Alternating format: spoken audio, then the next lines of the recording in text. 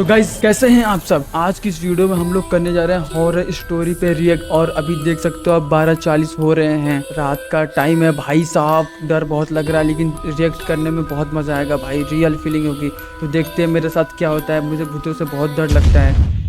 तो गाइस शुरू करते हैं बिना किसी बकचोदी के। भाई डर तो बहुत लग रहा है। हे गाइस, मैं हूं अक्षित और ये कहानी मेरे साथ हुई पास्ट में रियल स्टोरी पर बेस्ड है। तो ये बात है 2016 की, जब मैं 12th क्लास में था।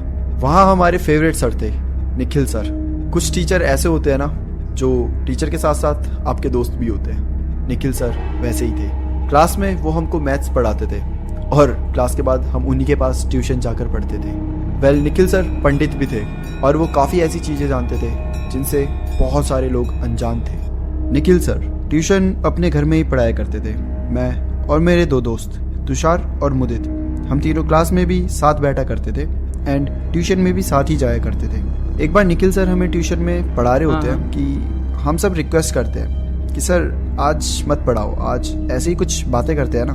निखिल सर भी हमको पढ़ाना बंद कर देते हैं और हम सब ऐसे ही बातें करने लगते हैं। बातें कब भूत की होने लग जाती है। भाई साहब लड़कियां तो बड़ी अच्छी हैं यार, सुंदर सुशील कन्या है। दरिंदगी चेहरे से हमें पता ही नहीं चलता। भाई हमारी कोचिंग में तो इतनी सुंदर लड़कियां नहीं रहती थी यार, काश होती। कि तभी हमें निखिल सर कुछ ऐसी बातें बताना शुरू करते हैं जिन्हें सुनकर हम सबके रोंगटे खड़े हो जाते हैं। वो बताते हैं कि उनकी गली में एक घर है जो कुछ दिन पहले ही खाली हुआ था, क्योंकि उस घर में किसी का साया दिखाई देता है और कुछ डरावनी आवाज़ें भी आया करती हैं। वहाँ के जो मकान मालिक थे, ये सब उनके साथ जब होना शुरू हुआ तो उन्होंने उस घर को ताला लगाकर रातों रात ही कहीं और शिफ्ट कर लिया। और उस दिन के बाद से काफ़ी लोगों को यहाँ अजीब अजीब घटनाएं होती हुई महसूस हो रही है। निखिल सर ने बताया कि उन्हें उस घर में अभी तक अलग या अजीब सा कुछ महसूस नहीं हुआ है, पर 2 दिन पहले ही उनकी मम्मी को उस घर में लाइट ऑन दिखी थी, जो कि बहुत अजीब था, क्योंकि उस घर की लाइट्स हमेशा ऑफ ही रहती थी, क्योंकि वहाँ तो कोई रहता ही नहीं था। और उस घर में लाइट्स का ऑन होना ये मम्मी को बहुत अजीब लगता है। अब निखिल सर की मम्मी वहाँ पर देखे जा रही थी कि कहीं मकान मालिक वापस तो नहीं आ गए उस घर में रहने के लिए, पर उनको वहाँ कोई इंसान नहीं बल्कि एक काले रंग की शैडो दिखती है, जो कि बहुत खतरनाक और बहुत बड़ी होती है, करीबन 2 इंसान जितनी बड़ी। ये देख के निखिल सर की मम्मी बहुत डर जाती है। फट रही है, सच बता रहा भाई, तुम बता रहा रात के 12 बजे कभी ऐसा तुम ट्राई मत करना भाई, बहुत फट रही है मेरी।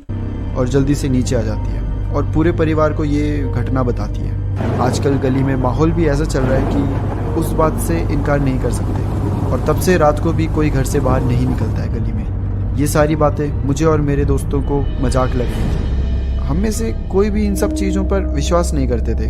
हमें लगता था कि निखिल सर हमसे मजाक कर रहे हैं। 3-4 दिन बाद मैं, तुषार और मुदित ट्यूशन में जल्दी आ गए थे। अभी ट्यूशन को चालू होने में करीबन 30 मिनट तक बचे हुए थे, तो हम बस ऐसे ही बैठे हुए थे और वहाँ पर हमारा एक दोस्त आता है जिसका नाम शेखर होता है। शेखर बहुत डरपोक टाइप का इंसान था और तब शेखर हमसे कहता है, अक्षित, निखिल सर ने जो बातें बताई थी वो सुनने के बाद तुझे यहाँ आने में डर नहीं लग रहा क्या? नहीं यार, किस बात से डर लगेगा? सर ने बताया था ना, गली के उस बंद घर में कुछ अजीब सा होता है। ब्रो इतना मत डर यार, हम सब तेरे साथ ही हैं, ऐसे मत डर। अगर पर शेखर फिर भी बहुत डर रहा था, जैसे मानो उसने भी कुछ देख लिया हो। शेखर हमको थोड़ी देर बाद बताता है कि उसने भी गली में किसी की प्रेजेंस फील करी है, जिसकी वजह से अब उसे ट्यूशन आने में बहुत डर लगता है और अब से वो ट्यूशन नहीं आएगा। उसकी ये बात सुनकर बाकी बच्चे बता रहे, इनकी लड़कियों को देख के भाई माइंड में बहुत आराम मिल रहा है भाई, डर कम लग रहा है, आराम मिल रहा है। वो तो पता चल गया तुमको किस लिए। बच्चे भी डर गए थे, मानो जैसे सबके चेहरे पर दिख रहा हो कि अब से वो भी यहाँ नहीं आना चाहते। ये सब देखकर मुझे निखिल सर के लिए बहुत बुरा लग रहा था। वो इतनी मेहनत करके हमें पढ़ाते थे, बट अब सिर्फ कुछ र्यूमर्स की वजह से उनकी आधी क्लास अब से पढ़ने नहीं आएगी, और ये चीज़ें मुझे बिल्कुल अच्छी नहीं लग रही थी। अब मैं पूरी क्लास के सामने चैलेंज कर देता हूँ, यहाँ कुछ भी नहीं है, सब कुछ मजाक ही है और हम ये साबित करके दिखाएंगे। मैं, मुदित और तुषार उस घर में जाएंगे और जो खिड़की निखिल सर के घर से दिखती है वहाँ पर जाकर हम हाथ हिलाएंगे, और अगर हमने ऐसा कर लिया तो समझ जाना यहाँ कुछ भी नहीं है। वेल, ऐसा ही होता है। ट्यूशन खत्म होने के बाद मैं, तुषार और मुदित चुपके से निखिल सर की छत पर चले जाते हैं और हम एक छत से दूसरी छत पर चढ़ के फाइनली उस घर की छत में पहुंच जाते हैं। अब हम उस घर के ऊपर खड़े हुए थे और टेरेस वाला गेट खोलने की कोशिश करते हैं, पर वियर्ड बात ये थी कि वो दरवाज़ा जस्ट हल्का सा हाथ लगाते ही खुल जाता है, मानो किसी ने उसे पहले से ही खोल दिया हो। ऐसा लग रहा था जैसे कोई हमारा वहाँ पर पहले से ही वेट कर रहा हो। वेल, हम जैसे ही छत के नीचे उतरते हैं और घर के सेकंड फ्लोर में एंटर करते हैं, हमें वहाँ अचानक से बहुत ठंड सी लगने लग जाती है, जैसे मानो किसी ने एसी चला दिया हो। हम बस उस खिड़की को ढूंढ रहे होते हैं, पर न जाने क्यों वो खिड़की मिल ही नहीं रही होती है। उस फ्लोर में 3 रूम्स होते हैं, तो हम तीनों उस खिड़की को ढूंढने के लिए अलग अलग रूम्स में चले जाते हैं। भाई साहब वेल, फट रही है मेरे भाई। वाले रूम में कोई खिड़की नहीं होती है और ना ही तुषार वाले रूम में। हम वापस हॉल में आते हैं, पर हम नोटिस करते हैं कि मुदित वापस नहीं आया है। हम उसका वेट करते हैं, करीबन 5-7 मिनट हो जाते हैं, पर मुदित भाई, अभी भी मुदित वापस गायब। नहीं आया होता है। अब हमें चिंता होने लगती है, तो हम मुदित को ढूंढने के लिए उसके रूम में एंटर करते हैं और हम देखते हैं कि मुदित को वो खिड़की मिल गई है और वो उस खिड़की को चुपचाप खड़े होकर घूर रहा होता है। हम खिड़की के पास चले जाते हैं। अब हम खिड़की के पास जाकर हाथ हिलाने लग जाते हैं, ये सोचकर कि बाहर से ट्यूशन वाले देखेंगे और जो सबका भ्रम है वो दूर हो जाएगा। बाहर से सब खिड़की की तरफ ऐसे देख रहे होते हैं जैसे मानो उन्हें हम दिखाई ही नहीं दे रहे हो। अरे यार, इन सबको हम यहाँ से हाथ हिलाते हुए दिखाई नहीं दे रहे हैं क्या? जो सब ऐसे खिड़की की तरफ देख रहे हैं जैसे मानो हम यहाँ है ही नहीं। इसके बाद तुषार अब हॉल की तरफ चल पड़ता है। मैं भी उसके पीछे भाई, जाने लगता तुषार के पीछे हूँ कि भूत तभी चढ़ मैं गया। देखता हूँ कि मुदित अभी भी वहाँ खड़ा हुआ है। भाई मुदित के ऊपर भूत सवार हो गया भाई। मुदित बहुत बहुत भूत, उसके ऊपर भूत चढ़ गया भाई, मेरे को लग रहा है, बता रहा हूँ। चल ब्रो, चलते हैं अब यहाँ से। तुझे सही में लगता है ये सब सिर्फ एक वहम है? और ये बोलकर वो अपना फेस टेढ़ा करके अजीब सी स्माइल करता हुआ मुझे देखता है। वेल, वो देखकर मुझे बहुत अजीब फील होता है कि तभी मुझे तुषार के चिल्लाने की आवाज़ आती है। मैं भागकर तुषार के पास जाता हूँ और देखता हूँ कि मुदित हॉल में बेहोश पड़ा हुआ है। ये देखकर हम सब बहुत ज़्यादा डर जाते हैं। अगर मुदित यहाँ है तो अंदर अभी जो हमारे साथ था वो कौन था? अब मैं और तुषार भी डरने लगते हैं और हमारे अंदर हिम्मत नहीं हो रही होती कि हम वापस जाकर उस रूम में देखें कि असल में वहाँ मुदित नहीं तो कौन था।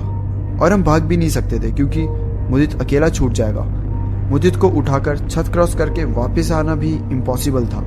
हम निखिल सर को कॉल करके सब बता देते हैं। जब उनको ये सब पता चलता है तो वो जल्दी से वहाँ पर आने की कोशिश करते हैं। वो मेन गेट पर जाते हैं और मेन गेट के ताले को तोड़ने की कोशिश करते हैं। ओ भाई, कुछ समय तक ताले को मारने के बाद वो ताला टूट जाता है और निखिल सर अकेले ही उस घर में आ जाते हैं। अब वो सेकंड फ्लोर पर आते निखिल हैं सर और ने मुदित को बेहोश देखकर सर कहते हैं, तुम दोनों थोड़ी दूर खड़े हो जाओ। और जैसे ही मैंने कहानी के शुरू में बताया था कि निखिल सर को वो चीज़ें पता है जो बाकी लोगों को शायद ना पता हो। निखिल सर हमारे सामने ही ज़मीन पर एक लाइन खींचते हैं और हाथ में गंगा जल लेकर वो कुछ मंत्र बोलते हैं और फिर उस गंगा जल को मुदित के ऊपर छिड़क देते हैं। गंगा जल छिड़कते ही मुदित को होश आ जाता है और फिर हम चारों उस भूतिया घर से बाहर आ जाते हैं। निखिल सर की वजह से लकीली हम तीनों सेफ थे और अब हम तीनों को भी भूत प्रेत जैसी इन सब चीज़ों में विश्वास हो चुका था। भाई सच बता रहा हूँ भाई, रात में तो कतई मत देखना भाई। खिड़कियां खुली हुई थी भाई, तब भी मैं देख रहा था वीडियो भाई। पता नहीं आज नींद लगेगी कि नहीं भाई। अगर वीडियो पसंद है तो भाई प्लीज़ लाइक कर दो यार, मेरी फट गई है भाई। अगर आपको पसंद आया तो भाई कमेंट कर दियो यार कि भाई अगली वीडियो में फिर से यही करियो भाई। पक्का डरावना चीज़ जरूर लाऊंगा यार मैं। बस आज के लिए इतनी भाई, बस भाई नहीं हो रहा मैं उससे।